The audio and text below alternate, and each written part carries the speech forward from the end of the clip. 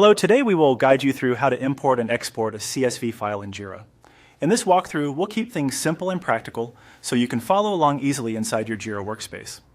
The process shown here covers both importing and exporting a CSV file from within a project area using the options available in the sidebar and menu. To begin, open Jira and navigate to your Kanban project list view.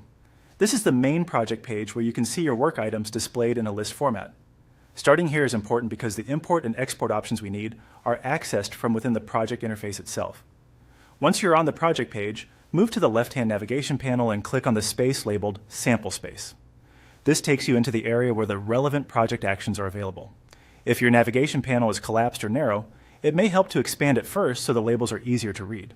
Taking a moment to confirm you're in the correct space can help avoid importing or exporting data from the wrong location. After that, look for the three-dot menu, sometimes called the More Actions menu, and click it.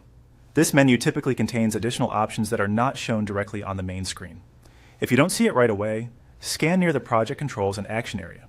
These menus often hold administrative or file-related tools, including CSV actions.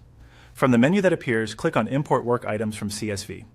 This is the option you'll use when you want to bring task data into Jira from a spreadsheet-style CSV file. Before using this option, it's always a good idea to make sure your CSV file is already prepared and formatted correctly, since clean data helps the import process go more smoothly.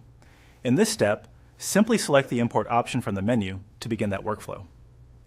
Finally, click on Export. This is the option used when you want to download your Jira data into a CSV-compatible format for reporting, backup, or editing outside the platform.